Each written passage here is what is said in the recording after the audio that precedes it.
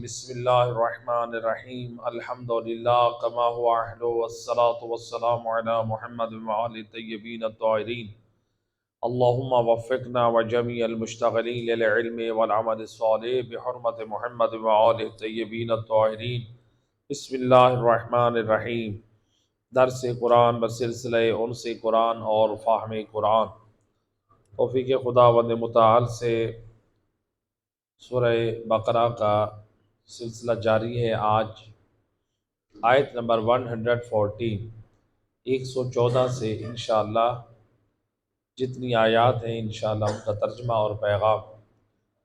بسم اللہ الرحمن الرحیم ومن أظلم ممن منع مساجد الله أن يذكر فيها اسمه وسعى في خرابها أولئك ما كان لهم أن يدخلوها إلا خائفين لهم في الدنيا خزي ولهم في الآخرة عذاب عظيم۔ وعلیکم السلام۔ اس آیت میں اللہ اپنا فیصلہ سنا رہا ہے، فرماتا ہے اور اس سے بڑھ کر ظالم کون ہو سکتا ہے جو اللہ کی مسجدوں سے اللہ کا نام روکے اور اس کو ویران کرنے کی کوشش کرے۔ اللہ کے گھروں میں اللہ کے نام سے روکے اور اس کو ویران کرنے کی کوشش کرے، حالانکہ روکنے والوں کو یہ حق نہیں پہنچتا کہ وہ مسجد میں داخل ہوں مگر ڈرتے ہوئے۔ ان لوگوں کے لیے جو مسجدوں سے لوگوں کو روکتے دنیا میں ذلت اور رسوائی ہے اور آخرت میں بہت بڑا عذاب ہے۔ اور آیت نمبر 115 میں فرمایا وَلِلَّهِ الْمَشْرِقُ وَالْمَغْرِبُ فَأَيْنَمَا تُوَلُّوا فَثَمَّ وَجْهُ اللَّهِ إِنَّ اللَّهَ وَاسِعٌ عَلِيمٌ۔ اور مشرق اور مغرب اللہ کے لیے، یعنی مشرق اور مغرب میں حاکمیت سلطنت اللہ کے لیے۔ وَأَيْنَمَا تُوَلُّوا فَثَمَّ وَجْهُ اللَّهِ، بس تم جہاں کہیں بھی ہو تو لہٰذا کیا کرو، اللہ کی جانب اپنا منہ پھیر لو۔ ان اللہ واسع علیم، بے شک اللہ وسعت والا، جاننے والا، یعنی اللہ ہر چیز کے اوپر احاطہ کی ہے، یعنی ہر چیز کا علم وہ رکھتا ہے۔ لہذا یہ دو آیات مجیدہ، پہلی آیت نمبر 114 جس میں اللہ نے یہ فرمایا کہ اس سے بڑا ظلم کیا ہوگا، لوگ اللہ کی مسجدوں سے لوگوں کو روکتے ہیں اور ان کو ویران کرنے کی کوشش کرتے ہیں۔ اس کا شان نزول، یہ آیت مجیدہ کیوں نازل ہوئی، کب نازل ہوئی؟ آیت مجیدہ کے بارے میں جو شان نزول ہمارے پاس پہنچا ہے علماء مفسرین نے کہ نصرانیوں نے یہ آیت مجیدہ نصرانیوں اور مجوسیوں کے بارے میں نازل، تو لہٰذا یہ کیا کرتے تھے، یہود کے ساتھ دشمنی میں انہوں نے یہودیوں کو بیت المقدس میں آنے سے روکنے کے لیے یہ کیا کرتے، حالانکہ یہود بیت المقدس میں آتے تھے، کیا کرتے تھے، اللہ کی عبادت، وہ جیسے بھی کرتے تو اللہ کی عبادت ہے نا۔ انہوں نے ان کو عبادت سے روکنے کے لیے بیت المقدس کی حرمت کو پامال کیا، اس میں گندگی ڈال دی۔ بیت المقدس اللہ کے گھر میں، یہودی بھی اللہ کے دین کو مانتے اور عیسائی بھی اللہ کے دین کو مانتے۔ یہ کیسا دین ہے؟ انجیل کے ماننے والے اللہ کے گھر کو ویران کر رہے ہیں، گندا کر رہے ہیں، گندگی ڈال رہے ہیں کہ یہ یہودی لوگ یہاں نماز پڑھنے نہ آئے، اور وہاں پر مردے جانور، مردار، ان کی میتیں اٹھا کر بیت اللہ میں، بیت المقدس میں ڈلوا دیتے تھے تاکہ اس مردار اس مردہ جانور کی بدبو سے یہ یہودی یہاں پر اللہ کی عبادت نہ کرے. اس قدر اللہ کے گھر کی توہین کی جاتی. اور فقط یہاں تک نہیں کہ پھر بخت نصر جب انہوں نے یہودیوں پر حملہ کیا، یہ بابل سے، عراق سے، اور حملہ کیا تو پھر یہودیوں پر حملہ ہوا تو عیسائیوں نے ان کی مدد کی، ان کی مدد کر کے گویا یہودیوں کو زیر کر دیا، ان کی بچے اور ان کی عورتوں کو غلام بنا کر بابل لے گئے. تو یہ تھا اللہ کے گھر کی حرمت کو پامال کرنا. تو لہذا یہودی لوگوں کی اولادیں قید ہو گئی، بیت المقدس ویران ہو گیا، مردار کو، نجاست کو، گندگی کو سارا پھینکنے لگے. ادھر سے ان کو کیوں غصہ تھا؟ چونکہ بنی اسرائیل نے حضرت زکریا کا قتل کر دیا تھا، درخت کے ساتھ، آرے کے ساتھ درخت کو بھی کاٹا اور حضرت زکریا کو بھی. تو بہرحال ایک ظلم، انہوں نے ظلم کیا تو انہوں نے کہا ہم بھی ظلم کریں گے. تو اللہ سبحانہ و تعالی نے یعنی ان لوگوں کی حالت کو بیان کیا، مذمت کی. وہ یہود چاہے یہودیت پر ہے لیکن بیت المقدس میں کس لیے آتے ہیں؟ اللہ کی عبادت کے لیے. تو تمہیں حق نہیں ہے کہ اللہ کی حرمت کو، اللہ کے گھر کی توہین کر کے تم لوگوں کو اس کی عبادت سے روکو. تو لہذا قرآن مذمت کرے. صلوات پڑھے محمد رحمہ.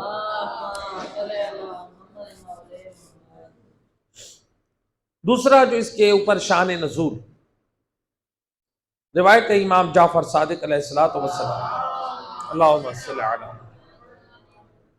امام فرماتے ہیں جب رسول اللہ اپنے اصحاب کے ساتھ آئے تھے مسجد الحرام تو اس وقت قریش نے، مشرکین نے آپ کو مسجد الحرام میں آنے سے روک دیا. تو یہ آیت مجیدہ نازل ہوئی اور ان کی مذمت کی گئی. اس سے بڑا کتنا ظلم ہوگا؟ یعنی مشرکین رسول اللہ کو اور مسلمانوں کو عبادت کے لیے روک رہے. تو یہ مذمت ہے. اس آیت مجیدہ جو پہلی آیت نمبر 114، اس آیت نے 3 پیغام دیے. پہلا پیغام، جو بھی مسجدوں میں لوگوں کو اللہ کی عبادت سے روکتا ہے اللہ سبحانہ و تعالیٰ نے اس کو ظالم کہا ہے.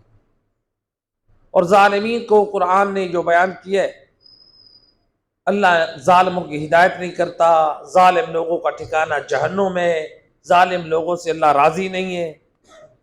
تو ظالم لوگ، اب یہ جو ہے اللہ کہہ رہے جو خانہ خدا سے، مساجد سے لوگوں کو روکتا ہے اس سے بڑھ کر ظالم کون ہوگا. لیکن موجودہ دور میں افسوس کے ساتھ ہم تو یہ کہیں کہ عیسائیوں نے یہودیوں کے ساتھ بہت برا سلوک کیا، بیت المقدس کی توہین کی، انہوں نے بڑا جرم کیا. اور ہم یہ کہیں کہ مشرکین مکہ بڑی غلط تھے، انہوں نے رسول اور اصحاب رسول کو مسجد الحرام میں نہ آنے دیا، انہوں نے بھی غلط کیا. ہم کفار اور مشرکین کی تو غلطیوں کو یاد کر کے ان کو غلط کہہ رہے ہیں. یہ بھی غور کریں کہیں ایسا تو نہیں ہے جو غلطی کل کے کافر اور مشرک اللہ کے گھروں کو ویران کر کے لوگوں کو عبادت سے روک رہے تھے، وہ غلطی ہم تو نہیں کر رہے. اور اگر آج غور کریں وہی خطا، وہی غلطی آج ہمارے درمیان بھی موجود ہے. کتنے مسلمان لوگوں کو اللہ کے گھر سے، مسجدوں سے روکتے ہیں. صلوات پڑھے محمد و اہل بیت. لوگوں کو کیا کرتے ہیں؟ اللہ کے گھر اور مسجدوں سے روکتے ہیں. آج موجودہ دور میں بھی دیکھیں. تو لہذا یہ جو ہے مسلمان تعصب کا شکار ہو. جو پہلے نفرتیں اور بغض تھا کس میں؟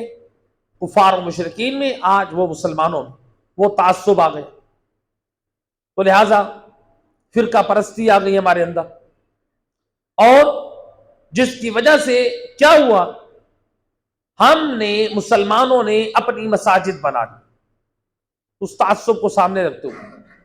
آپ دیکھ رہے کتنی ایسی سوشل میڈیا کے اوپر بھی آپ کو دکھائی دیں گی، مساجد میں لکھا ہوتا ہے باہر، یہ اس مسجد میں دیوبندیوں کے علاوہ کوئی نماز نہیں پڑھ سکتا، اس مسجد میں بریلویوں کے علاوہ کوئی نماز نہیں پڑھ سکتا، اس مسجد میں اہل حدیث کے علاوہ کوئی نماز نہیں پڑھ سکتا۔ لیکن میرے علم نہیں ہے کہ آج تک کسی نے یہ بھی لکھا ہو کہ یہ مسجد شیعوں کے ساتھ خاص ہے، اس میں شیعوں کے علاوہ کوئی نماز نہیں پڑھ سکتا۔ اگر کسی شیعہ نے لکھا ہے پہلے تو میرے علم میں نہیں، یہ ایسا نہیں کہ میں شیعہ ہوں اور میں شیعوں کا دفاع کروں، اگر شیعہ بھی ایسی حرکت کرے تو وہ بھی گھٹیا حرکت کر رہے، قرآن اور آل محمد کی تعلیم کے خلاف کر رہے۔ لیکن میں جہاں تک میرا نالج ہے، آل محمد کے چاہنے والوں سے ابھی تک یہ غلطی نہیں ہوئی، اور جس فرقے اور مذہب نے جو یہ غلطی کی ہے یہ قرآن کی تعلیمات کے خلاف کی، اور کل کو اگر شیعہ قوم میں سے کوئی ایسی حرکت کرتا ہے وہ بھی غلط ہے، جو غلطی کرے چاہے اپنا ہو غیر ہو، غلط غلط ہوتا ہے، تو لہذا ہمیں اصلاح کرنی چاہیے۔ اب یہ دیکھیں، سارے ہیں مسلمان، بنائی کیا ہے مسجد؟ کس لیے بنائی؟ اللہ کی عبادت کے لیے بنائی، اللہ کی عبادت کے لیے، مسجد اللہ کا گھر ہے، پھر اسی مسجد میں کے لیے تفرقہ بازی ہو گئی، اسی مسجد کا میں ہمارا تعصب ہو گیا، ہم نے کہا یہ مسجد اہل حدیث کے ساتھ خاص ہے، اس میں بریلوی نہ پڑھے، یہ مسجد جو ہے یہ دیوبندیوں کے ساتھ خاص ہے، اس میں دوسرے نہ پڑھے، تعصب ہوا یا نہ ہوا؟ یہ ہم لوگوں کو اللہ کے گھر سے عبادت کے لیے روک رہے ہیں، تو یہ ہم اس سے اندازہ کریں کہ ہم اسلام کے ساتھ کتنا مخلص ہیں۔ برائی کے لیے سارے بیٹھتے ہیں نا، کتنے دیوبندی سینما ہال میں جاتے ہیں، اہل حدیث فکر کے بھی جاتے ہیں کہ نہیں جاتے، بریلوی بھی جاتے ہیں، سینما ہال میں سارے بیٹھ کے وہ فلم دیکھ رہے ہوتے ہیں، وہاں تو یہ نہیں کہتے یہاں پر دیوبندی اور اہل حدیث شیعہ بریلوی بیٹھے، ہم نہیں جاتے، شیطانی کام میں تو سارے جمع ہو جاتے ہیں، صرف اللہ کی عبادت کے لیے دوسروں کو روک رہے ہیں۔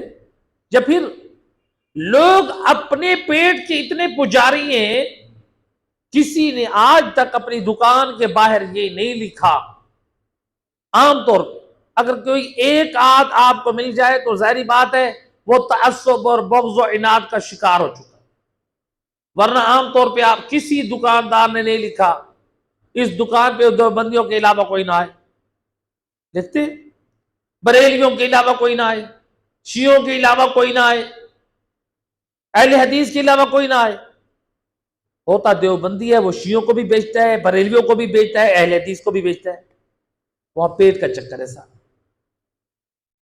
یعنی دکان پہ ہر مذہب اور ہر فرقے والا آئے، اور جب ہم نے مسجد بنا لی اپنے فرقے کی، ہم کہتے کوئی نہ آئے، اسی کا نام تعصب ہے، اس کا نام فرقہ واریت ہے۔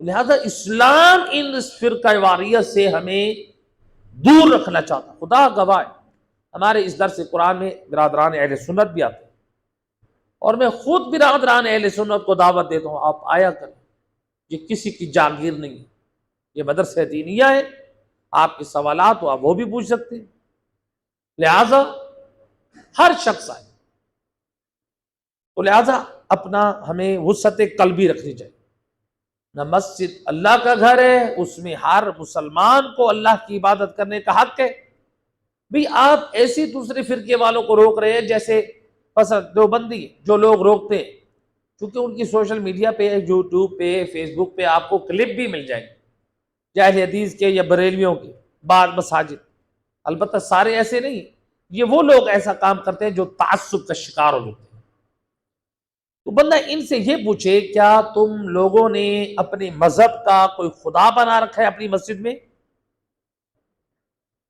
کہ تم اس خدا کی عبادت کرو گے، دوسرے والے نہیں کر سکتے؟ کیا جواب دیں گے؟ نہیں، ایسی بات نہیں۔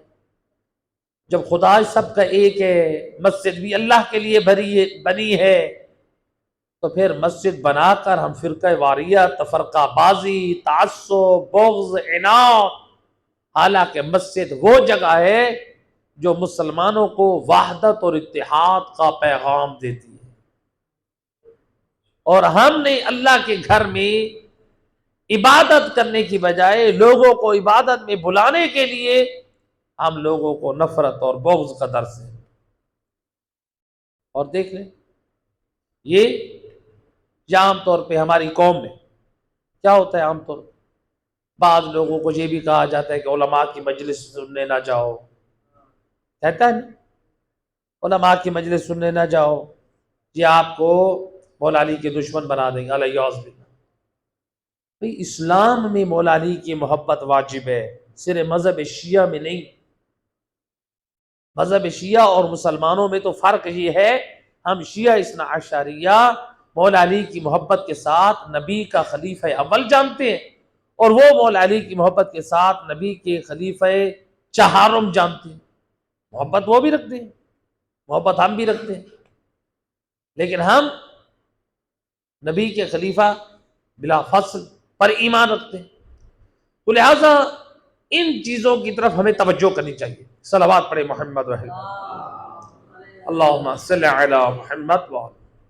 تو لہٰذا ہمیں اس فرقہ واریت سے، اس تعصب سے باہر آنا ہے۔ یہ تھا پہلا پیغام۔ دوسرا پیغام اللہ قرآن میں کیا فرما رہا ہے؟ اولئک ما کان لہم ان یدخلوها الا خائفین۔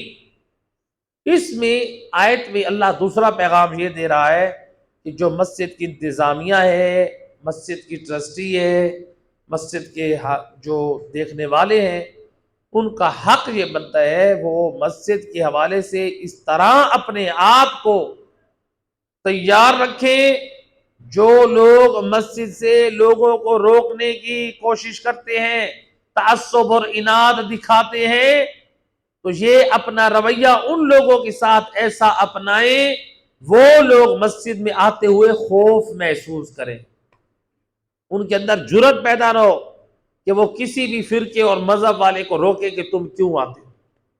نہیں، مسجد اللہ کا گھر ہے، اس میں سب کو جانا چاہیے۔ خدا گواہ، ہم جاتے ہیں مجالس اعزاز کے لیے مختلف شہروں میں، تو ہمارے ساتھ ڈرائیور بھی ہوتے ہیں، کہتے ہیں کہ مسجد میں آپ مسجد میں جا رہے ہیں تو پیٹرول پمپ پہ نماز پڑھ لیں۔ کوئی بات نہیں، جو متعصب نہیں ہے، لذہ ہے، ہاں جہاں سے پتہ چل جاتے ہیں بہت متعصب ہے تو وہاں نہیں جاتے۔ مسجد افضل ہے تو کیوں نہ ہم شہر کی مسجد میں چلے جائیں، کوشش کرتے ہیں کہ بھئی مسجد میں نماز پڑھی جائے۔ تو بہرحال انسان یہ دیکھے، البتہ کسی جگہ پہ بھی انسان کی جان اور انسان کی عزت نفس محفوظ ہے تو انسان اس چیز کا بھی البتہ لحاظ رکھے۔ تو بہرحال انسان کو تفرقہ بازی ان چیزوں سے باہر نکلنا چاہیے۔ یہ تھا دوسرا پیغام۔ تیسرا پیغام، یعنی دوسرا پیغام تھا انتظامیہ کے نام۔ تیسرا پیغام جو قرآن کی آیت نے دیا، اللہ فرماتا ہے کہ وَلَهُمْ فِي الْآخِرَةِ عَذَابٌ عَظِيمٌ، لیکن اس سے پہلے کیا فرمایا؟ لَهُمْ فِي الدُّنْيَا خِزْيٌ وَلَهُمْ فِي الْآخِرَةِ عَذَابٌ عَظِيمٌ۔ اور جو لوگ اللہ کے گھر سے لوگوں کو عبادت اور ذکر خدا سے کرنے سے روکتے ہیں، اللہ فرماتا ہے دنیا میں یہ رسوا ہوں گے اور آخرت میں ان کے لیے بہت بڑا عذاب ہے۔ تو ہم یہ نہ کہیں یہ صرف عیسائیوں کے حق میں ہے، یہ مشرکین کے حق میں ہے، جو آپ سن چکے ہیں کہ انہوں نے بیت المقدس کا اور اللہ کے گھر کی حرمت کو کیا پامال کیا۔ یہی حکم میرے اور آپ کے لیے بھی ہو سکتا ہے۔ اگر خدا نخواستہ ہم نے کسی مومن کو، مسلمان کو مسجد سے دھتکار دیا، ہم نے یہ کہا کہ تم یہاں کیوں آئے ہو مسجد میں نماز پڑھنے، ہم بھی اللہ کی بارگاہ میں مجرم ٹھہریں گے۔ لوگوں کو بلکہ دعوت دینی چاہیے ہمیں، آؤ مسجد میں آؤ، اللہ کے گھر میں آؤ، نماز کے لیے آؤ، لوگوں کو دعوت دیں۔ خدا گواہ، میں تو خود اس مدرسہ دینیہ کے لیے جو بھی مجھے ملتا ہے واٹس ایپ میں لوگ میرے ساتھ اس ملتان شہر کے سب کو میسج کر دیتا ہوں. ہو سکتا ہے کسی علاقے سے کوئی ایک مومن آ جائے، پیغام حق پہنچ جائے، دعوت دے. کوئی نہیں آ رہا وہ اس کا اپنا نصیب ہے. آپ کی طرف سے خیر ہونی چاہیے. مساجد میں بھی وسعت قلبی. تو لہٰذا اگر کوئی کسی جوان، کوئی بچہ کسی مقام پر تعصب کا شکار ہو رہا ہو، فرقہ واریت کا شکار ہو رہا ہو، اس کو سمجھاؤ. دیکھو جو مسلمان دوسرے فرقے والے، دوسرے مذہب والے ہماری مساجد میں آنا چاہ رہے ہیں، ہماری مجالس میں آنا چاہ رہے ہیں، ہمارے پروگراموں میں آنا چاہ رہے ہیں، ان کے ساتھ تعصب نہ کرو، ان کے ساتھ محبت کرو، ان کو محبت سے پیغام دو، ان کو بلاؤ، ان کو سناؤ. ہو سکتا ہے کسی کی ہدایت ہو جائے. تو لہٰذا یہ ہمارا ہونا چاہیے کردار. قرآن ہمیں اس بات کی طرف توجہ دے رہے ہیں. صلوات پڑھے محمد و آل محمد. اللہم صلی علی محمد و آل. دوسری آیت نمبر 115 فرمایا وَلِلَّهِ الْمَشْرِقُ وَالْمَغْرِبُ فَأَيْنَمَا تُوَلُّوا فَثَمَّ وَجْهُ اللَّهِ إِنَّ اللَّهَ وَاسِعٌ عَلِيمٌ. مشرق اور مغرب کا مالک کون ہے؟ اللہ. تو لہذا یعنی اللہ کا علم جو ہے وہ ہر چیز کے اوپر احاطہ کیے ہوئے. جہاں کہیں بھی ہو اسی کی طرف منہ کرو، اللہ کی طرف. اللہ کی ذات ہر چیز پہ احاطہ کیے ہوئے، یعنی اس کا علم کا احاطہ ہے. اس آیت مجیدہ کے بارے میں امام موسیٰ کاظم علیہ السلام، اللہم صلی علی محمد، امام فرماتے ہیں یہ اللہ نے حکم بیان کیا ہے مشرق اور مغرب اللہ کے لیے. یعنی تم جہاں بھی ہو، مشرق ہو یا مغرب ہو، تم منہ کر لو اللہ کی. یعنی اب اس سے کیا مراد ہے؟ امام فرماتے ہیں یعنی تم حالت سفر میں ہو، سواری پر ہو، سوار ہو، تو نافلہ نماز کو تم جس طرف بھی منہ کر کے پڑھ لو تمہاری نماز قبول ہے. نافلہ نماز ہمارے پاس روایات مستند معتبر موجود ہیں. انہی روایات کی روشنی میں فقہاء امامیہ کا فتویٰ ہے اور تمام فقہاء کا. آپ سواری پہ سوار ہیں، سواری کی حالت میں رکے ہوئے نہیں، آپ کی سواری چل رہی، حرکت، چاہے وہ ہوائی جہاز ہو، چاہے وہ ریل گاڑی ہو، چاہے وہ بس ہو، چاہے آپ موٹر سائیکل میں بیٹھے ہیں، چاہے آپ کار میں ڈرائیو کر رہے ہیں یا کوئی اور کر رہا ہے، چاہے آپ رکشہ میں، گھوڑا میں، کسی بھی سواری پہ آپ سوار ہیں، آپ نافلہ مستحب نماز پڑھ سکتے ہیں. اس کے لیے قبلہ رخ ہونا ضروری نہیں. حتیٰ کہ آپ نماز نافلہ پڑھ رہے ہیں، اچھا آپ کہیں گے ہم رکوع کیسے کریں، ہم سجدہ کیسے کریں؟ صرف اشارہ جو ہے وہ کافی ہے، ہلکا سا تھوڑا سا آپ نے اشارہ کر دیا رکوع کی نیت سے، سجدے کی نیت سے، کافی. باقی سارا چیز ذکر آپ پڑھتے رہیں بیٹھ کر. تو لہٰذا یہ آپ نافلہ نماز پڑھ سکتے ہیں. بعض لوگ یہ باتیں سنتے ہیں نا، وہ کہتے ہیں کہ یہ تو کوئی مولانا صاحب نئی نئی باتیں لے کر آ رہے ہیں. اصل میں ہماری قوم کا مزاج بن چکا ہے، ہم لوگوں نے علماء سے سنی نہیں ہوتی، اہل بیت کی تعلیمات پڑھی نہیں ہوتی، پھر ہمیں یہ دین نیا لگتا ہے. تو بہرحال یہ کوئی آج کی باتیں نہیں. ائمہ ہدیٰ علیہ الصلوۃ والسلام کی زبان عصمت سے، نبی اور آل نبی کی سنت سے یہ نمونے پیش ہو گئے ہیں، تعلیمات محفوظ ہیں، فقہا کے فتوے بھی پہلے سے موجود ہیں. تو بہرحال یہ جو ہے سواری پر سوار ہیں، آپ نافلہ نماز پڑھ سکتے ہیں. مغفرت والدین کی نماز پڑھیں، اپنی بخشش کی نماز پڑھیں، 2 رکعت زیارت امام حسین پڑھیں، آپ مثلا ظہر اور عصر کی نافلہ پڑھ لیں، آپ نماز تہجد کی آپ نافلہ پڑھیں. صلوات پڑھیں محمد و اہل بیت. اللہ صلی علیہ. ادھر تشریف لیں، بسم اللہ، صلوات پڑھ دیجئے محمد و اہل بیت. اللہ صلی علی محمد و آل محمد. لہٰذا آپ سواری پہ سوار ہیں تو آپ ساری نمازیں، نافلہ نمازیں پڑھ سکتے ہیں. اچھا اب ہم سواری پہ ہیں، موٹر سائیکل پہ، ہم کار چلا رہے ہیں، ہم بس چلا رہے ہیں، ظاہری بات ہے 2 کاموں میں سے ایک ہوگا، یا تو ہم گاڑی چلائیں گے موٹر سائیکل، یا نماز پڑھیں گے. اگر ہم نماز پڑھتے ہیں تو توجہ ہٹ جائے گی. پیچھے سے ہمارے سواریاں بھی بیٹھی ہیں، پیچھے ہماری کار میں فیملی بھی بیٹھی ہے، موٹر سائیکل چلا رہے ہیں تو کوئی اور بھی پیچھے بیٹھا ہے، تو یہ بھی تو خطرہ ہو سکتا ہے کہ کسی ہم حادثے کا شکار ہو جائے، یا ہمیں نقصان پہنچے یا کسی اور کو. تو یہ سواری پر آپ نماز نافلہ پڑھ سکتے ہیں جب آپ کو اطمینان ہے، نہ آپ کو نقصان نہ کسی اور کو نقصان. لیکن جب آپ کو یقین ہے، آپ کو احتمال قوی ہے، آپ نافلہ نماز پڑھیں گے یا تو آپ اپنا ایکسیڈنٹ کر بیٹھیں گے یا کسی اور کو نقصان پہنچا بیٹھیں گے، تو پھر جب آپ کو نقصان پہنچانے کا خدشہ ہو، یقین ہو اپنے آپ کو یا کسی اور کو، پھر نافلہ نماز نہیں پڑھے، پھر حرام ہو جائے، کیونکہ نافلہ مستحب ہے اور اپنے آپ کو یا دوسروں کو نقصان سے بچانا کیا ہے، یہ واجب ہے. صلوات پڑھ دے محمد پر. یہ تھا پہلا معنی، اس کی پہلی تفسیر شان نزول، کہ امام نے فرمایا مشرق اور مغرب اللہ کے لیے، یعنی جس طرف بھی منہ کرو یعنی خدا حاضر ہے. تو یعنی کیا مطلب، یعنی ہر طرف آپ منہ کر کے نماز نافلہ پڑھ سکتے. دوسرا معنی جو کیا گیا ہے اس کا جو شان نزول، کہ جب مسلمانوں نے بیت المقدس سے منہ موڑا کعبہ کی طرف تو یہودی لوگ اعتراض کرنے لگے. یہ بھی کوئی بات ہوتی ہے کہ انسان اپنا قبلہ ہی چینج کر لے؟ تو اللہ سبحانہ و تعالی نے بیان کیا مشرق اور مغرب اللہ کے لیے، تم کون ہوتے ہو کہ کس مسلمانوں کے قبلہ کو معین کرنے والے.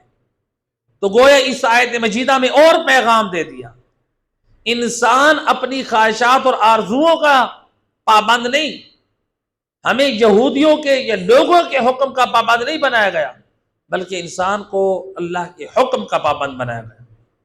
عین حالت نماز میں رسول اللہ کو حکم ہوا کہ آج سے آپ کا قبلہ جو ہے وہ کعبہ ہے، تو رسول اللہ نے اپنا رخ تبدیل کر دیا.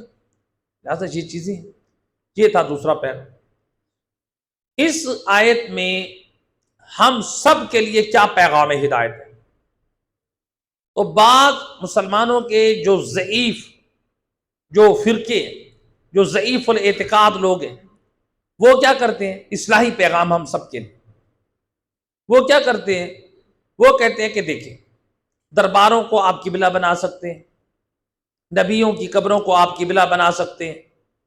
برادران اہل سنت میں بھی بہت سارے آپ کو ایسے مل جائیں گے جو دربار پہ جاتے ہیں، پیر کی قبر کو قبلہ بنا لیتے ہیں، انبیاء کی قبروں کو قبلہ بنا لیتے ہیں، اصحاب کی قبروں کو بھی. یا پھر ادھر ہم میں سے بھی کچھ ایسے ہیں جو ضعیف الاعتقاد، نبی اور امام کی قبر پہ، امام زادے کی قبر پہ گئے، اس کو قبلہ بنا لیا کہ یہ بڑی مقدس ہے، ہم ان کی طرف منہ کر کے نماز پڑھیں گے. اسلام میں قبلے سے رخ ہٹ کر جس کی اجازت دی ہے وہ کیا ہے، نافلہ نماز. اس میں آپ کسی طرف بھی منہ ہو کر کے آپ نماز پڑھ سکتے ہیں. حالت سفر میں جب آپ کی سواری حرکت میں ہو، شرط ہے جب آپ کی سواری رک گئی ہے، کار رک گئی ہے، موٹر سائیکل رک گئی ہے، آپ کا جہاز رک گئے، اب آپ مثلا آپ کے لیے واجب ہے کہ قبلے کی طرف منہ کر کے نماز پڑھیں. جب وہ چل رہی ہو اس وقت یہ شرط ختم ہے، آپ نماز تہجد پڑھیں اور نافلہ پڑھیں. لیکن اب یہاں پر جو ہے مسلمان یا آل محمد کے حکمداروں میں سے ضعیف الاعتقاد لوگ انبیاء کی قبروں پہ، ائمہ خدا کی قبروں پہ، امام زادوں کی قبر پہ، یا مثلا برادران اہل سنت میں سے پیروں اور فقیروں کی قبروں پہ ان کو قبلہ بناتے. اسلام میں صرف مذہب شیعہ میں نہیں، اسلام میں غیر از قبلہ مستحب نمازوں کے علاوہ نبی، امام، صحابی، پیر، فقیر کی قبر کو قبلہ بنا کے ان کی طرف منہ کر کے نماز پڑھنا حرام ہے، گناہ کبیرہ ہے. وہ نماز باطل ہے، چاہے وہ مستحب نماز ہو چاہے وہ واجب نماز ہو، وہ نماز باطل ہے، وہ نماز نہیں ہوتی. ایک مومن بتا رہے تھے کہ ہم جب گئے مشہد مقدس تو مومنین نماز ہمارے پاکستانی کپڑوں میں تھے، وہ نماز پڑھ رہے تھے، تو میں بھی ان کے پیچھے کھڑا ہو گیا نماز پڑھنے کے لیے. تو جب میں نماز پڑھنے کے لیے کھڑا ہوا تو ایک پیچھے سے ایرانی نے آ کر کہا کہ آغا قبلہ این وارنیس، ادھر قبلہ نہیں، قبلہ این وار ہے، قبلہ دوسری طرف ہے۔ وہ کہتے ہیں کہ میں نے جو سمجھا اشارے سے سمجھ گیا، کیونکہ فارسی تو بہرحال میں تلفظ کر رہا ہوں، کہا کہ میں سمجھ گیا۔ وہ کہتے ہیں قبلہ اس طرف نہیں ہے، قبلہ اس طرف ہے۔ تو میں نے اس کو کہا کہ یہ نماز پڑھ رہے ہیں، تو اس نے کہا اشتباہ، فارسی، ہماری اردو میں بھی 70% تو فارسی استعمال ہوتی ہے، تو یعنی یہ اشتباہ کر رہے ہیں، قبلہ اس طرف ہے۔ کہتے ہیں کہ میں بیٹھا ان زائرین سے پوچھا کہ اللہ کے بندو قبلہ اس طرف ہے، تم ادھر منہ کر کے نماز پڑھ رہے ہو؟ کہتے ہیں ہم تو امام رضا علیہ السلام کو قبلہ بنا کر نماز پڑھ رہے تھے۔ استغفر اللہ ربی۔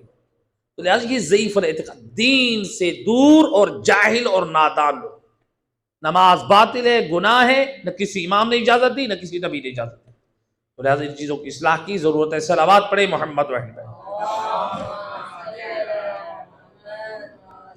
آیت نمبر 116 اور 17، وَقَالُوا اتَّخَذَ اللَّهُ وَلَدًا سُبْحَانَهُ بَل لَّهُ مَا فِي السَّمَاوَاتِ وَالْأَرْضِ كُلٌّ لَّهُ قَانِتُونَ۔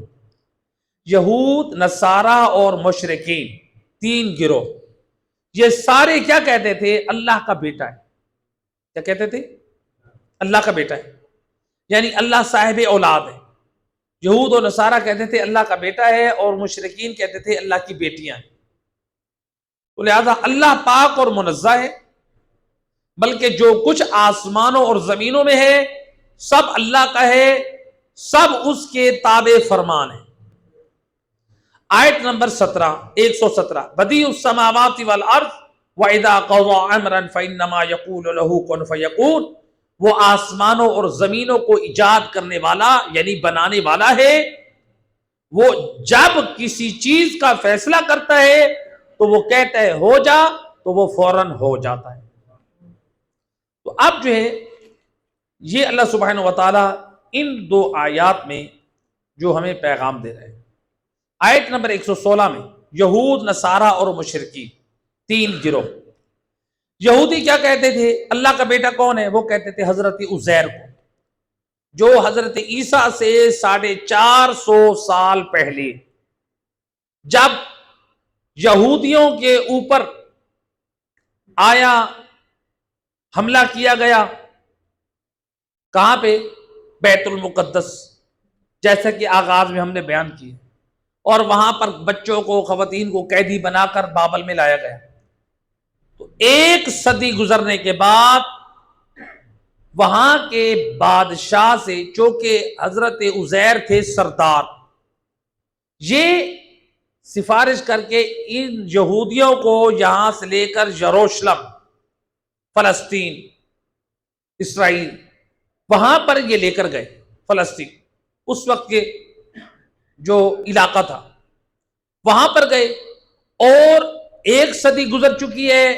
یہ لوگ آئے تھے عراق میں، بابل، وہاں پر عربی زبان ہے، عبرانی زبان بھول چکے، تورات کو جلا دیا گیا تھا، تورات ختم ہو چکی، عبرانی زبان یہ لوگ بھول چکے، 1 صدی گزر گئی۔ اب کیا ہوا؟ حضرت عزیر نے اپنی یادداشت کی بنیاد پر اس جو ہے تورات کو تدوین کیا، لکھا۔ جب لکھا تو انہوں نے کہا دیکھو، اس نے ہمیں بچایا، یہ ہمیں لے کر آیا، اس نے تورات کتاب کو تدوین، یہی اللہ کا بیٹا ہے، تو لہذا خدا کا بیٹا کہتے ہیں۔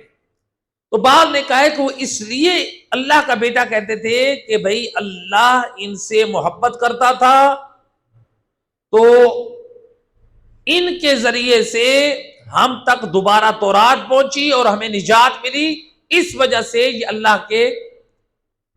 کا بیٹا ان کو کہا گیا، یعنی اللہ ان سے محبت کرتا ہے۔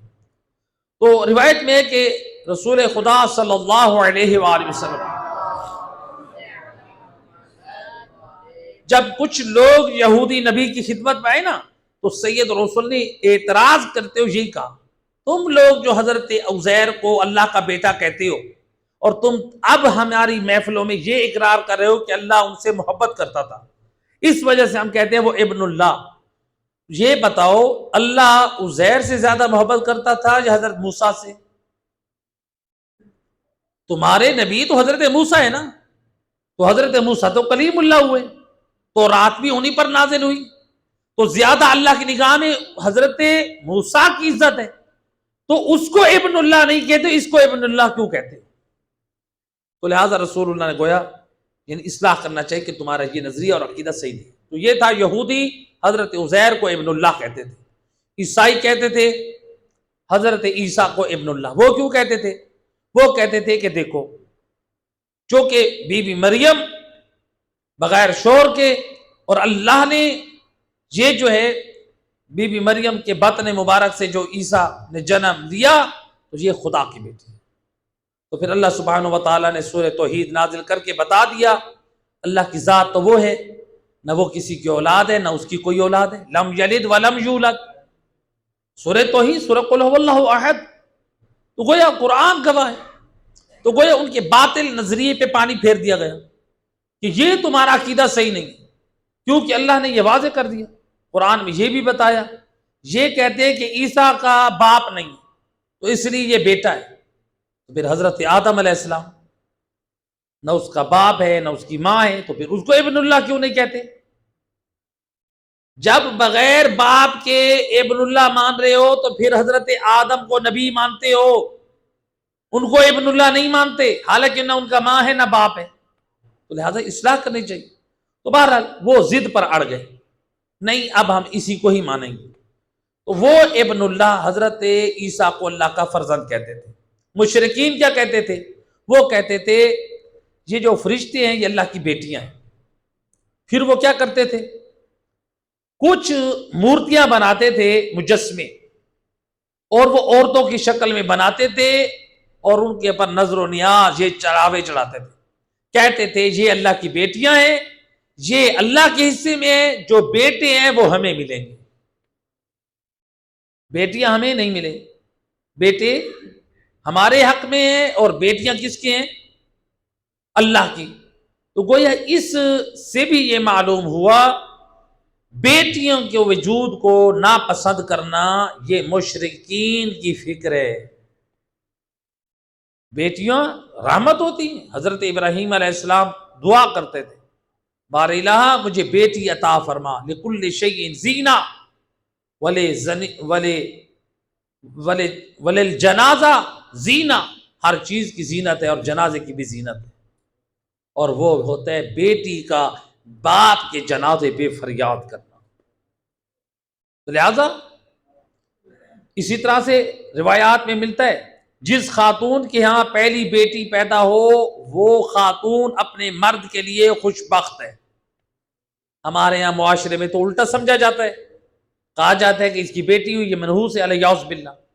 اور امام صادق فرماتے ہیں، ہمارے سچے امام علیہ الصلاۃ والسلام، امام فرماتے ہیں وہ عورت خوش بخت ہے۔ اب دیکھیں ہم اہل بیت سے کتنا دور ہیں، ان کی تعلیمات کچھ ہیں اور ہم کچھ سمجھ رہے ہیں۔ اور معصوم فرماتے ہیں جو 3 بیٹیوں کی صحیح تربیت کرتا ہے پروردگار اس کے اوپر جنت واجب قرار دیتا ہے۔ یہ بیٹیوں کا مقام ہے، تو لہذا بیٹیوں سے نفرت کرنا یہ مشرکین کا کام ہے۔ تو یہ تھا پہلا پیغام اس میں، تو یعنی مشرکین کے بارے میں صلوات پڑھیں محمد و اہل بیت کو۔ بار دیگر باواز بلند صلوات۔ ایک اور یہاں پر اصلاح کر دیں، دیکھیں مشرکین کا یہ غلط طریقہ، ایک فکر ہمارے اندر بھی مشرکین والی آ گئی۔ وہ کہتے تھے بیٹیاں اللہ کے لیے اور بیٹے ہمارے لیے۔ ہم لوگوں نے کیا کیا؟ وہ کیا کرتے تھے؟ بیٹیوں کے بت بناتے تھے اللہ کے لیے تاکہ ہمیں بیٹے ملیں۔ ہمارے ہاں لوگ کیا کرتے ہیں؟ جن کو بیٹا نہیں مل رہا ہوتا نا، وہ کیا کرتے ہیں؟ بیٹیوں کو لڑکوں والے کپڑے پہنانا شروع کر دیتے ہیں۔ کرتے کہ نہیں کرتے؟ میں نے تو بہت دیکھا ہے نا آپ لوگ۔ اور لڑکی بالغ ہو گئی وہ لڑکوں والے کپڑے پہنتی ہے، اور آج کل تو فیشن بن گیا لڑکے بھی لڑکیوں والے لباس پہنتے ہیں، پھر لڑکیوں والے زیورات پہنتے ہیں، لڑکیوں کی طرح کان سلوا کر پھر ان کانوں میں بالیاں پہنتے ہیں۔ آیت اللہ سیستانی کہتے ہیں احتیاط واجب کی بنا پر کان سلوا کر یہ بالیاں پہننا یہ حرام ہے۔ اور آج کل لوگ فیشن بنا رہے ہیں کان میں بالی ہونی چاہیے. اور اگر آپ جو بزرگان بیٹھے ہیں نا، اگر آپ دیکھیں تو پرانے زمانے میں اب بھی شاید کہ جو برائی کے اڈے ہوتے ہیں وہاں پر جو دلالی کرنے والے ہوتے ہیں نا، وہ کان میں بالی پہن کر کھڑے ہوتے ہیں. ایک علامت ہوتی ہے کہ کسی نے برائی کے لیے اگر سودا کرنا ہے تو اس دلے سے رابطہ کیا جائے. اور آج اس کام کو دین کے نام پہ، یہ میں سخت الفاظ اس لیے ذرا استعمال کر رہا ہوں، آج کل لوگ اس چیز کو دین میں داخل کر رہے ہیں، کہتے ہیں یہ سنت ہے. معصومین کی روایات میں صرف یہ وارد ہے 7ویں دن بچے کے کان میں سوراخ کیا جائے، سوئی کو گزارا جائے، سوراخ کیا جائے. یہ امام نے نہیں فرمایا کہ اس کے کانوں میں بالیاں پہنائے جائے جو عورتوں کی شبیہ بنایا جائے. ایسی روایات ہمارے پاس اگر ہیں تو قابل اعتبار نہیں ہے. روایت کو دیکھا جاتا ہے مستند ہو، معتبر ہو، ہر روایت قابل اعتبار نہیں. تو لہذا یہ جو ہے اب دیکھیں لوگ بچوں کو عورتوں کی شبیہ بنانا، آج کل کے نوجوان لڑکیوں کے اسٹائل کے ڈیزائننگ کپڑے سلوا رہے ہیں. وہ کہا فتوی فقہ امام جعفر صادق علیہ السلام اللہم صلی علی محمد وآلہ، مردوں کے لیے عورت کا شبیہ بننا حرام ہے، عورتوں کے لیے مردوں کا شبیہ بننا حرام ہے. عورتوں کے لیے مردوں کے کپڑے پہننا جائز نہیں ہے اور مردوں کے لیے عورتوں کے کپڑا پہننا حرام ہے. اس کو روکے. یہ ہے ہمارے معاشرے میں جہالت. ہم کہتے ہیں کہ بچوں کو، لڑکی کو لڑکوں والے کپڑے پہنائیں گے تو ہمیں بیٹا ملے گا. بھئی اہل بیت نے جو اعمال بتائے ہیں بیٹا ملنے کے وہ ادا کرو. معصوم نے بتایا جس کو بیٹا نہیں ہو رہا وہ فیروزے کی انگوٹھی میں وہ قرآن کی آیت مجیدہ لکھوائے، رب لا تذرنی فردن وانت خیر الوارثین. یہ آیت لکھوا کر امام فرماتے ہیں فیروزے پہ لکھوا کے پہنو، اللہ تمہیں صاحب اولاد کرے گا اور وہ بھی بیٹا عطا کرے گا. راوی کہتا ہے جب امام نے بتایا میں نے فیروزے پہ انگوٹھی پر یہ قرآن کی آیت لکھوا کر پہنی، اللہ نے 1 سال سے پہلے صاحب اولاد بھی کیا اور بیٹا بھی عطا کیا. معصومین نے بتایا، معصومین کی تعلیمات میں امام نے فرمایا جس کو اولاد نہیں ہو رہی ہے بھانج پن کا شکار ہے، امام فرماتے اس کو چاہیے کہ وہ گائے کا دودھ پیے. راوی کہتا ہے امام کے حکم پر میں نے عمل کیا، اللہ نے مجھے صاحب اولاد بھی کیا اور مجھے بیٹا بھی عطا کیا. امام نے دوسرا ایک اور معصوم نے عمل بتایا، جس کو اولاد نہیں ہو رہی وہ انڈا اور پیاز ملا کر کھائے، ناشتے میں کھائے. امام فرماتے سفید پیاز، اس سے بھی کیا ہوتا ہے؟ صاحب اولاد ہوتا ہے. راوی کہتا ہے میں نے امام کے حکم پر عمل کیا، 1 سال سے پہلے اللہ نے بیٹا بھی دیا اور صاحب اولاد بھی کیا. تو اس لیے روایات میں ملتا ہے جو چاہتا ہے کثیر اولاد ہو وہ انڈا کھائے. لہٰذا اسلام نے تو ویسے بھی مرغیاں رکھنا گھر میں جو ہے وہ بابرکت عمل قرار دیا. ہمارے لوگوں کو عجیب و غریب شوق ہے، گھر میں حرام جانور، بلی پالنا پسند کرتے ہیں، کتا پالنا پسند کرتے ہیں، حرام جانور لانا پسند کرتے ہیں جن کے وجود کو کسی نہ کسی اعتبار سے اسلام ناپسند کر رہا ہے. بلی کے بال ہوں تو نماز نہیں ہوتی، کتے کا گھر میں روایات میں منع کیا گیا نحوست ہوتی ہے. اب کبوتروں کا گھر میں رکھنا باعث برکت کہا گیا، سفید مرغے کا رکھنا باعث برکت کہا گیا، بکری کا گھر میں رکھنا باعث برکت. یعنی اگر آج ہمارے معاشرے میں کوئی ان حلال جانوروں کو رکھے تو کہتے ہیں یہ دقیانوسی فکر کے ہیں، یہ دیہاتی لوگ ہیں. اور آج کوئی اگر اپنے گھروں میں کتا اور بلی پال لے تو ماڈرن زمان جاتا ہے ماشاءاللہ یہ تو بڑا پڑھا لکھا ہے. یعنی دیکھیں جو کلچر کافروں سے آ رہے ہیں اس کو ہم لائک کر رہے ہیں، اور جو کلچر ہمیں، جو فکر ہمیں اہل بیت نے دیے اس کو ہم دقیانوسی سمجھ رہے ہیں. اس کا مطلب ہے ہم نان مسلم سے متاثر ہو رہے ہیں، آل محمد سے متاثر نہیں ہو رہے. اصلاح کی ضرورت ہے. صلوات پڑھے محمد.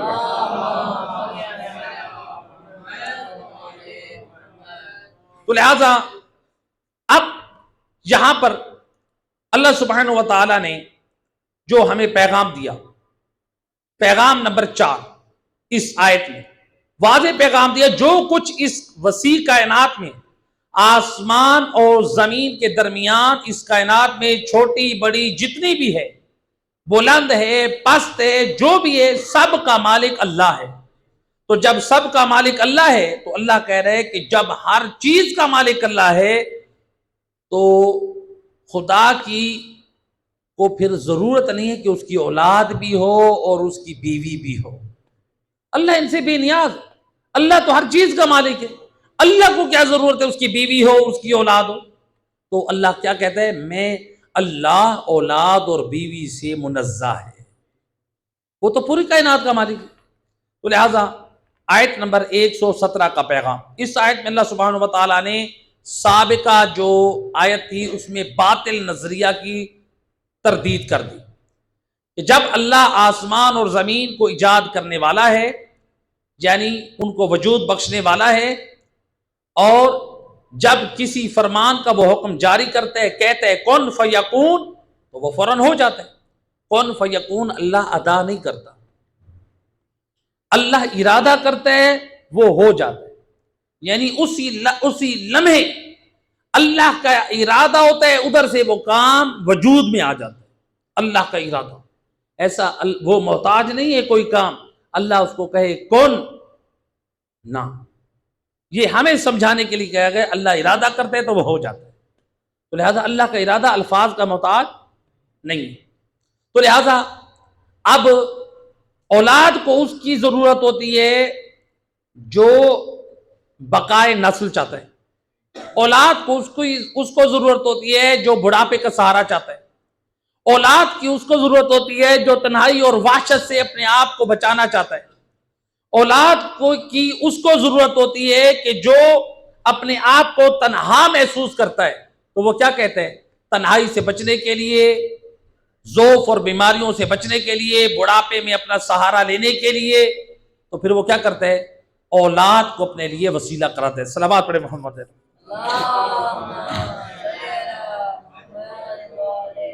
تو کیا اللہ میں بڑھاپا ہے, اللہ میں بیماری ہے؟ تو پھر جب اللہ میں نہ بڑھاپا ہے, نہ بیماری ہے, نہ اللہ تعالیٰ کو سہارے کی ضرورت ہے, پھر کیوں ایسا کرے؟ تو یہ اللہ سبحانہ و تعالیٰ اولاد اور بیوی سے بے نیاز ہے. اسی لیے ہمارے دینی درسگاہوں میں یا ہمارے مذہب شیعہ کے جو عقائد کی کتابوں میں اللہ کی کے توحید کی جو گفتگو ہوتی ہے تو اس میں دو قسم کی گفتگو ہوتی ہے, صفات سلبیہ, صفات ثبوتیہ. صفات ثبوتیہ وہ صفات جو اللہ کے ذات میں ثابت ہے, پائی جاتی ہیں, اور صفات سلبیہ وہ باتیں, وہ چیزیں جو اللہ کی ذات میں نہیں پائی جاتی. اب صفات ثبوتیہ کسے کہتے ہیں؟ جو مشہور ہے. مثلا اللہ قدیم ہے. قدیم کا کیا مطلب ہے؟ اللہ ہمیشہ سے ہے اور ہمیشہ, تو جو ہمیشہ سے ہمیشہ رہے گا وہ اس چیز کا محتاج نہیں ہے کہ اس کی اولاد اور اس کی بیوی ہو. اللہ عالم ہے, وہ ہر چیز سے باخبر ہے, ہر چیز کو جانتا ہے. اللہ قادر ہے, وہ ہر چیز پر قدرت رکھتا ہے. جب ہر چیز پر قدرت رکھتا ہے تو وہ عاجز نہیں ہے کہ اس کو بڑھاپے میں سہارے کی ضرورت ہے. اسی طرح سے حی, اللہ زندہ ہے جس کے لیے کبھی موت نہیں ہے, تو جب موت نہیں ہے تو اس کو اولاد اور بیوی کی ضرورت نہیں ہے. اللہ حی. اسی طرح سے اللہ مدرک, یعنی وہ مدرک کا مطلب کیا ہے؟ یعنی اللہ بغیر ہاتھ, پاؤں, زبان, ان چیزوں کے کیا کرتا ہے؟ بغیر آنکھوں کے دیکھتا ہے, بغیر زبان کے بولتا ہے, اور بغیر کانوں کے سنتا ہے. وہ ہماری طرح ایسا نہیں. تو لہذا وہ ایسا نہیں کہ ہماری طرح زبان, آنکھ, کان اور ناک اور دماغ رکھے. تو لہذا اللہ خالق ہے اشیاء کا, اللہ مخلوق نہیں ہے. مخلوق ہوتا تو پھر محتاج ہوتا. مرید, اللہ ہر کام اپنے ارادے اور اختیار سے کرتا ہے. اللہ کو کسی سے مشورہ لینے کی ضرورت, نہ نبی سے مشورہ لیتا ہے, نہ امام سے لیتا ہے, نہ کسی پیر سے لیتا ہے. اللہ کسی سے مشورہ نہیں لیتا. جو آج بعض نادان لوگ جھوٹے من گڑت قصے بناتے ہیں کہ فلاں پیر نے اللہ نے فلاں پیر سے مشورہ لیا, جھوٹ اور من گھڑت ہے. صرف ایک پیر کی شہرت اور عظمت بڑھانے کے لیے, یعنی اللہ علیہ باللہ اب لوگوں سے مشورہ, مخلوق سے مشورہ کرتا. تو لہذا اللہ کسی سے مشورہ نہیں لیتا, ہر کام اپنے ارادے اور اختیار سے کرتا ہے. تو جب اللہ اپنے ارادے اور اختیار سے کرتا ہے، نبی اور امام سے نہیں کرتا، اس کو ضرورت نہیں ہے اس کی اولاد اور ان سے مشورے مانگے۔ اسی طرح سے اللہ سبحانہ وتعالی متکلم، وہ کیا کرتا ہے؟ جس چیز میں چاہے آواز پیدا کر دے۔ متکلم، جس چیز میں چاہے، جیسے حضرت موسیٰ کوہ طور پر گئے، اللہ نے درخت میں آواز پیدا کی۔ نبی پاک صلی اللہ علیہ وآلہ وسلم، اللہم صلی علی محمد وعلی، شب معراج گئے، اللہ نے وہاں پر عرش کے دامن میں آواز پیدا کی، لیکن وہ آواز علی کے لہجے میں تھی۔ اور اس روایت کو شیخ صدوق رحمۃ اللہ علیہ نے نقل کیا ہے کہ مولا علی کے لہجے میں خدا نے کیوں آواز پیدا کی، گفتگو کی؟ اس لیے کہ اللہ علی کے لہجے کو بھی پسند کرتا ہے، نبی بھی پسند کرتے ہیں، اور اللہ نے اس لیے بھی علی کا لہجہ اختیار کیا کیونکہ اللہ جانتا ہے میرا حبیب علی کے آواز سے انس رکھتا ہے اور اطمینان قلب رسول کے لیے۔ اللہ اکبر۔ تو لہٰذا اس لیے ایک عظمت امیر المومنین بھی ہے جو روایات میں ثابت۔ آج دنیا والے علی کے فضائل چرا چرا کر غیروں کی طرف منسوب کریں، دوبارہ جو روایات سے ثابت ہے وہ یہ بات ہے۔ اسی طرح صفات سلبیہ، تو وہ جو اللہ میں ثابت نہیں، مثلا اللہ مرکب نہیں، یعنی اللہ کسی مٹیریل سے نہیں بنا، جیسے ہم لوگ اجزاء کے محتاج ہیں، نجس پانیوں سے ہمارا وجود ہے، تو اللہ سبحانہ وتعالی مٹیریل سے، اجزاء سے پاک ہے۔ اسی طرح سے اللہ سبحانہ وتعالی مرئی نہیں، یعنی اللہ دکھائی نہیں دیتا، نہ دنیا میں دکھائی دے گا نہ آخرت۔ جو آج من گھڑت قصے بنائے جاتے ہیں، فلاں نے خواب میں اللہ کو دیکھا، یا قیامت کے دن اللہ کو دیکھا جائے گا، یا اللہ جو ہے وہ ایک کرسی پہ بیٹھے گا جو 13 سال کے بچے کی طرح، گھنگرالے بال، کرسی میں چر چر کی آواز ہوگی، آنکھیں موٹی ہوں گی، اور وہ بڑا خوبصورت ہوگا، میدان محشر اس کا جلوہ کرے گی، اور پھر جب جو ہے اللہ کیا کرے گا بالآخر؟ اپنی مخلوق پہ رحم کرتے اپنی ایک ٹانگ جہنم میں ڈال دے گا اور کہے گا حل میں مزید۔ ہم ایسے خدا کو نہیں مانتے۔ جو خدا جہنم میں جلنے سے نہ بچ سکے اس کی مخلوق کیا بچے گی؟ ہم ایسے خدا کو نہیں مانتے۔ ہمیں نبی اور آل نبی نے جو عقیدہ توحید دیا بڑا پاک دیا ہے۔ اللہ جسم و جسمانیت سے پاک ہے۔ ہاں، اللہ کا احساس محسوس کر، دیکھو اللہ کو ایک مرتبہ ہوتا ہے آنکھوں سے دیکھنا، ایک ہوتا ہے اللہ کے آثار کو دیکھنا۔ جب ہم آنکھوں سے دیکھیں گے تو اللہ محدود ہو جائے گا، مجھے آنکھوں سے جو جو نظر آ رہا ہے وہ محدود ہے، وہ یہاں ہے، وہ کہیں اور نہیں ہے۔ اور جو آثار ہیں اس سے پتہ چلتا ہے کہ ان چیزوں کے بنانے والا ہر جگہ موجود ہے۔ چاند اور ستارے، سورج اور یہ دریاؤں کی روانی، ستاروں کی چمک، انسان کی خلقت، انسان کی موت، یہ ہریالی، یہ سبزے، یہ پودے، یہ نظام کائنات، یہ ساری دلالت کریں کہ کوئی ذات ہے۔ اسی طرح جب ایک بڑھیا سے پوچھا گیا کہ بتا خدا کے وجود کی کیا دلیل ہے، تو اس نے اپنی چکی کو روک دیا۔ کہتی ہے میں نے اپنی چکی سے خدا کو پہچانا۔ وہ کیسے؟ کہتے جب میں نے چکی کو روکا تو یہ رک گئی، جب چلایا تو یہ چلنے لگ گئی۔ جب ایک چکی میرے چلائے بغیر نہیں چل سکتی، اتنی بڑی کائنات بغیر چلانے والے کے کیسے چل سکتی؟ میں نے اسی سے پہچانا میرے رب ایک ذات ہے جو نظام کائنات کو چلا رہی ہے۔ تو لہذا اللہ کے آثار۔ اسی طرح سے تیسرا، مثلا اللہ جسم نہیں رکھتا، اللہ ہاتھ پاؤں یہ نہیں رکھتا۔ تو بعض لوگ جو عقیدہ رکھتے ہیں کہ اللہ تعالیٰ کا جسم ہے تو یہ باطل عقیدہ ہے۔ نمبر 4، اللہ حلول نہیں کرتا۔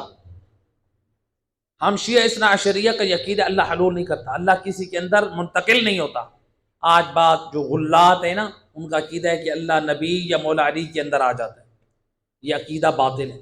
جب مثلا ایک حدیث پیش کی جاتی ہے نانو ہوا نحنو، ہم وہ ہو جاتے ہیں اور وہ ہم ہو جاتے ہیں، علماء محققین کے نزدیک یہ روایت سند کے اعتبار سے امام سے ثابت نہیں ہے، صرف اس روایت کو نقل کر دیا گیا ہے، امام کی طرف نسبت دے دی گئی ہے۔ حقیقت میں یہ روایت من گھڑت روایتوں میں سے ہے۔ ایک ہوتا ہے نا سند ضعیف ہے، علماء محققین کہتے ہیں یہ روایت من گھڑت ہے، مذہب شیعہ کے خلاف ہے، یہ کہنا کہ اللہ ہم ہو جاتے اور ہم اللہ ہو جاتے ہیں، پھر بچہ کیا اور شرک کیا ہوگا؟ لہذا اللہ اور اہل بیت کو یہ استغفرنا ربی واتوب الیہ، یہ ملحدانہ عقیدہ ہے۔ اور دوسرا یہ عقیدہ صوفیاء میں ہے، وہ کہتے ہیں کہ وہ کہتے تھے نا وہ فلاں پیر، وہ کہتے اللہ فی جبتی، اللہ میرے اندر آ گیا، میرے قمیض کے اندر آ گیا، اللہ میرے اندر داخل ہو گیا، یہ صوفیوں والا عقیدہ ہے۔ تو اللہ کسی کے اندر حلول نہیں کرتا، داخل نہیں ہوتا۔ اسی طرح سے نمبر 5 محل حوادث نہیں، اللہ تعالیٰ جو ہے نا کسی قسم کا اللہ میں کوئی تغیر نہیں، نہ وہ بوڑھا ہوتا ہے نہ وہ جوان ہوتا ہے، لہٰذا اس کے اندر کوئی تغیر اور تبدل نہیں۔ اور نمبر 6 وہ اللہ لا مکان نہیں، یعنی اللہ لا مکان، اس کا کوئی مکان نہیں۔ ایسے نہیں کہیں گے کہ اللہ فلاں جگہ پہ، اللہ بیت اللہ رہتا ہے، بیت المقدس رہتا ہے، اللہ یہاں آ گئے، اللہ عرش پہ بیٹھا ہے۔ بعض لوگ کہتے ہیں نا اللہ عرش پہ بیٹھے، جاہلانہ عقیدہ ہے یہ مذہب شیعہ میں کسی کے مذہب کے اوپر بات نہیں کر رہا ہوں، اپنے مذہب کے لوگوں پہ بات کر رہا ہوں۔ اگر ہمارے ممبروں سے یہ کوئی ایسی بات کرتا ہے اللہ عرش پہ بیٹھے، وہ جاہلانہ عقیدہ بات کر رہا ہے، آل محمد کی تعلیمات نہیں۔ اللہ عرش پہ نہیں بیٹھتا، نہ اللہ زمین پہ بیٹھا، اللہ کا احاطہ ہے پوری کائنات میں۔ لہذا آخری چیز، اللہ کی صفات عین ذات ہیں، اس کی کوئی صفت، اللہ کی صفات اللہ کی ذات سے جدا نہیں ہے۔ یعنی ایسا نہیں ہے جیسے مثال کے طور پہ ہم میں سے کوئی شخص پہلے کیا ہے جاہل، مدرسے میں پڑھ کے کیا بنے گا عالم۔ اللہ ایسا نہیں ہے کہ کچھ وقت گزرنے کے بعد عالم بنے، جب سے ہے عالم ہے، جب سے ہے زندہ ہے، جب سے ہے قادر ہے، جب سے ہے خالق ہے، جب سے ہے رب ہے۔ تو یہ اللہ تعالیٰ کی یہ صفات ہے۔ پروردگار صدقہ محمد